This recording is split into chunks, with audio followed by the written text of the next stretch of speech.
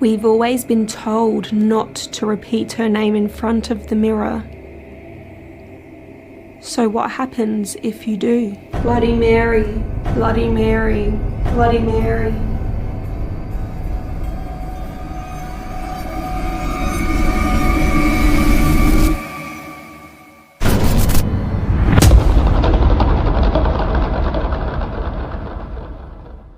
In 1916, the man pictured above murdered his wife with an axe. This is interesting enough, but I promise you it only gets crazier from here.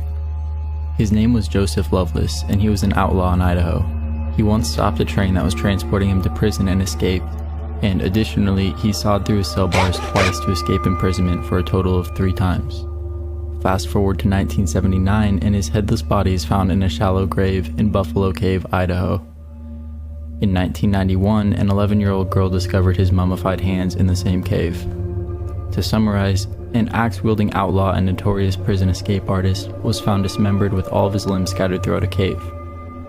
On top of this, his skull remains undiscovered.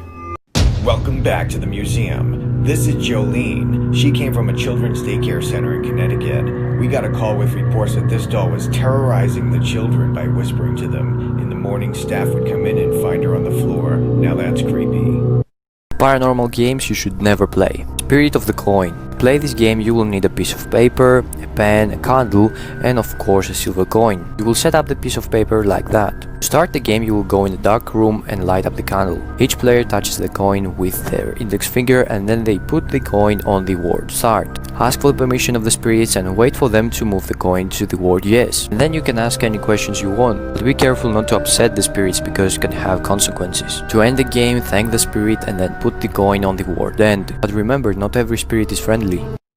Today we're going to be talking about another terrifying game that you should never play. This game is called the Closet Game. You can play it with 1 or 2 people and the object of the game is to summon a demon. Don't ever do that. To play this game you need matches and a bedroom closet, and you can only play it at night. To play this game, you take the matches and go to your bedroom, and all the lights have to be off. You open the closet, step inside, and close the door behind you. You stand in the darkness for 2 minutes. You take a match and you say, "Show me the light or leave me in darkness." Listen very closely. If you start to hear faint whispering, you light the match immediately. If you don't hear anything, then don't turn around. If you don't light the match quickly enough, if you do hear whispering, it is said that you will feel something grab you and drag you into eternal darkness. Like, what the Keep the match lit. If the match goes out, you have to light another one immediately. Open the closet door slowly and step outside, but don't turn around. From now on, you have to keep the light in the closet on at all times. If you don't, it's said that you will see a demon in your closet looking at you with 2 red eyes that glow. Give this video a like if you want more scary videos. Here are some of the most dangerous toys that were ever made for kids. First, we have Barbie and Tanner, which came out in 2007. Now, the puppy was supposed to eat and dispose of his food, so he literally pooped it out. And the magnet inside of him would often come loose, and toddlers would swallow it and literally have intestinal blockage. Then we had Clackers, which came out in the 70s, and they were taken off just a decade later for a major safety hazard. The acrylic balls would often hit people in the face, or they would break and go into people's eyes. Then we have Rollerblade Barbie, which came out in the 90s, and she literally had this like cigarette lighter device in her rollerblades that would literally shoot out sparks. And obviously being flammable was a major health hazard. Then we have the Hannah Montana Pop Star card game. Apparently this ended up having a crazy amount of toxic lead in it. And then we have the Burger King Pokemon balls from 1999. So many kids were suffocating using these because they would just put them over their mouths and not be able to get them off, which is horrible. And guys, there's so many more I could talk about, so maybe I'll do a part 2, I don't know. Let's talk about using common sense while playing with a Ouija board, and then I'll follow that up with a few of my own short Ouija board stories for your Saturday. Okay, so first things first, if your fingers are on the planchette and you've made a circle for each person playing, do not take your fingers off of the planchette until you are completely done with the game.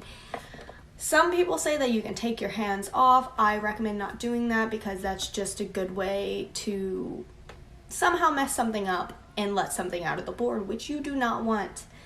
Second thing is do not, and I repeat, do not, I see people doing this so often, don't make fun of the spirits. Do not taunt them.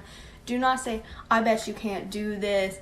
Do not belittle them or like forcibly try to get them to do something. That is a good way for things to go That's just a really good way for things to go seriously wrong for you.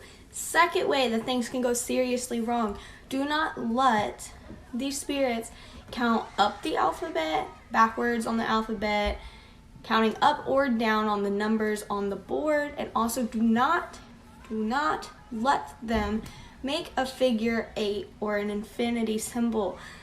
That is exactly how things get let out of the board, and they can get attached to you, they can get attached to your house if that's where you are playing at, and it can just be really bad because the spirits that are trying to do that are not good.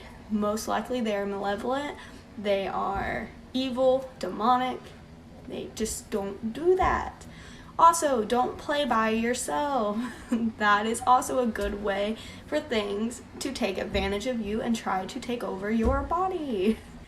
This is why you should always change your locks. In 2017, a college girl woke up from a nightmare drenched in sweat and decided to rinse off before going back to sleep. She propped her phone on a shelf, turned on some music, and then hopped in the shower. A few minutes later, she reaches for her phone to change the song, but stops suddenly. Reflected on her phone's screen was a person standing in the middle of her bathroom facing the shower. She somehow kept her composure, turned the water to scalding hot, and then ripped open the curtain and sprayed the intruder in the face. As they howled in pain, she ran past them to her kitchen to get her butcher's knife. In a panic, she can't find her knife, so she just runs out of the apartment and calls the police. The police go in and come out with a crazy-looking woman in handcuffs. One of the officers comes over to the girl and says she used to live here and she had copies of your keys. Then he pauses and looks down and brings up a clear evidence bag that contained her butcher's knife, and he says, "Looks like she wanted her apartment back." The Creepiest Urban Legends from Around the World, Part 7. Japan, the bath game, a ritual to summon a ghost. To play, you needed to get into a full bathtub naked at night with all of the lights off. You sit in the middle facing the faucets. You close your eyes and wash your hair, chanting Daruma-sun fell down over and over again until you finish washing your hair. In your mind's eye, you should see a Japanese woman standing in a tub. She slips and falls and impales herself on a rusty tap through her eye, which kills her. Then, when you feel her presence, ask out loud, "Why did you fall in the bath?" Then, with the light still off, your eyes still closed, and the bath still full, you can leave the room. Once outside, you can open your eyes. And the next morning, she will be following you and getting closer and closer. To end the game, you need to catch a glance of the ghost and yell "Kita" and make a cutting motion with your hands. You have to do it before midnight or she'll kill you. Cursed games you should never play, Part 1. Suji-ora, the fortune game. This is a game that is played in a crossroad. Crossroads are seen as a place where two worlds collide. For this game you will need a comb and a veil or something that you can use to cover your face. Next, go to dark crossroad and rub the teeth of the comb with your finger. And say Suji-ora, Suji-ora, grant me a true response. You should say that 3 times. Then a stranger will appear and use the veil to cover your face. Then you can ask them your fortune. If they don't reply, then wait for another stranger to come. But be careful, you don't know who will cross that road. A month ago I fought in Dunedin and we stayed at this place, the Leviathan Hotel. It was pretty fucking creepy, looked like something out of The Shining, and it was 100% haunted. Today I saw this. What the fuck? This is what it looked like in the 1800s. It was once the largest hotel in Australasia, and hotel staff say the original owner, Esther Silk, still haunts the 3rd floor to this day. This bitch. Don't ever play the picture game. The picture is a game where you and your friends sit in a dark room and capture an image of a real ghost. For this, all you need is a phone with a flash on it, a friend, and a dark room. You start the game by sitting opposite one another at midnight, then chant the words, "The door is open, please come in," 6 times at the same time. You should now take a picture of one another. The ghost will be seen behind one of you in one of the pictures. This is because the demonic presence has picked one of you. The person it picks will start to feel cold and needs to leave the room before it's too late. Are you brave enough to try this? Like this video and follow my account for more cursed game challenges.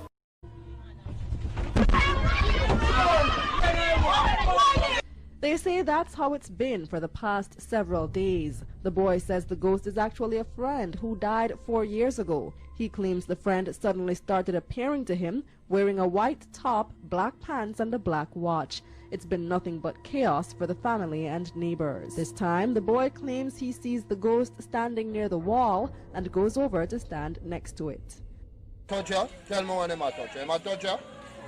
My touch your foot? In the roll. Yeah, wallet.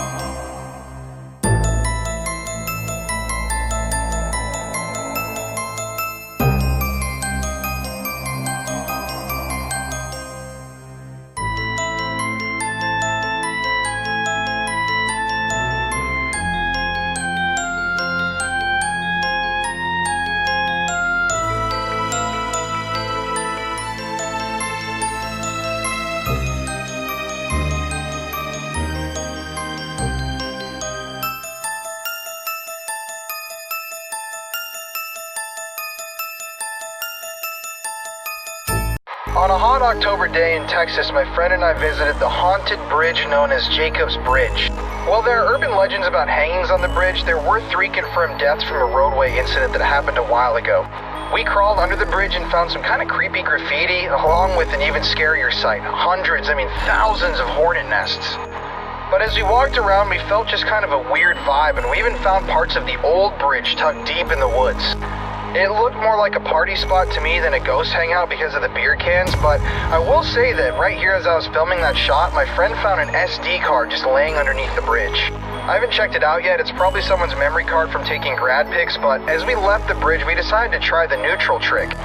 As you can see right here, he turned his car completely off and put it in neutral, and we were rolling, but I'm pretty sure that's because we actually drove up to the bridge and then just turned the car off. Either way, it was a fun little adventure on a hot afternoon and perfect for spooky season. Would you guys visit this bridge? This is why you shouldn't stare at yourself in the mirror in the dark. For thousands of years, it was believed that the mirror was a portal into another dimension. In fact, the belief was so popular that it developed into a folklore known as the Bloody Mary. A game where you say the name Bloody Mary 13 times to a mirror in the dark to try and get her to appear. What if I told you it's all true? It is said that if you stare at your reflection in the mirror for long enough, your face will start to warp and change shape into something indescribably terrifying. Could this be because the mirror is actually a portal, or because the being on the other side has noticed you can see it? Are you brave enough to try this? Like for part 2. Do y'all remember this video of Post Malone running out of Zach Bagans' haunted museum? He finally explained why he was so scared. So that box that he had his hand on is called a Dybbuk box. Long story short, it's like one of the most haunted things in the world, but here, just watch this clip. I'm friends with Zach Bagans from Ghost Adventures. So we took the glass case off of the Dybbuk box, which is in his museum in Vegas. And he thought it was a sick-ass idea to put the ashes of a lady who died while she was possessed on top. My plane almost crashed. I was in a car accident. My house got robbed, and I had bite marks on my arm. First off, why is you gonna put dead ashes on top of a Dybbuk box? Like, that don't make no sense. And then you just gonna think everything's gonna be okay afterwards? I know I'd be messing with ghosts and stuff, but I ain't gonna be sprinkling no dead ashes on nothing. You better stop playing with these Ouija boards and these spirits, because they will come after you. If you're pregnant or know someone that is, protect them, or the Pangolin might snatch them up. The Pangolin looks like a normal looking woman until it gets dark outside. Its head detaches from its body along with its insides and flies off looking for its prey. Its favorite meal is the blood of women giving birth. It will wait on the rooftop till the birth is done, then it will reach out with its tongue and lick the blood. Before the sun comes up, the head will return to its body. The pangolin originated from Malaysian lore. If you like monsters, scary stories, and lore, please support this channel and my YouTube. Thank you guys.